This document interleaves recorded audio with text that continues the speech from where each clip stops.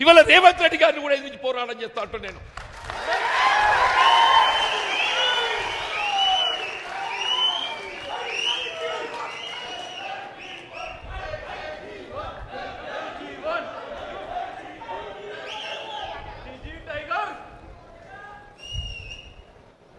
నీతో తొక్కబడుతూ అణగదొక్కబడ్డ దానికంటే ఎదిరించి పోరాడతారు పోయేదేమున్నదే. నాకు ఎదిరించి పోరాడ పోయేదేంది అంటూ నేను మనం పోయేదేందని చెప్పర్రా. పోరాడదామా వద్దా చెప్పండి, పోరాడదామా వద్దా?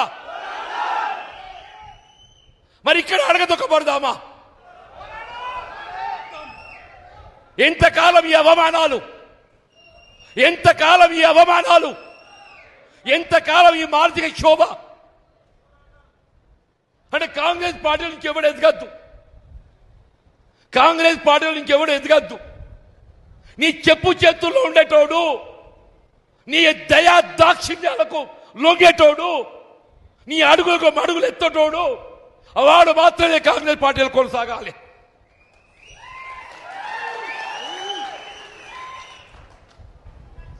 నిన్ను ఎదిరించేటోడు,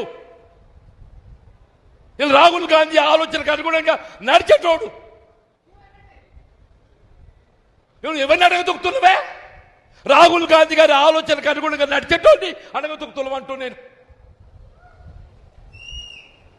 నువ్వు అడగదొక్కేది ఎవరిని కాదు, రాహుల్ గాంధీ గారి ఆలోచనకు అనుగుణంగా నడిచేటోడిని నువ్వు అడగదొక్కుతున్నావు అని చెప్పంటూ నేను.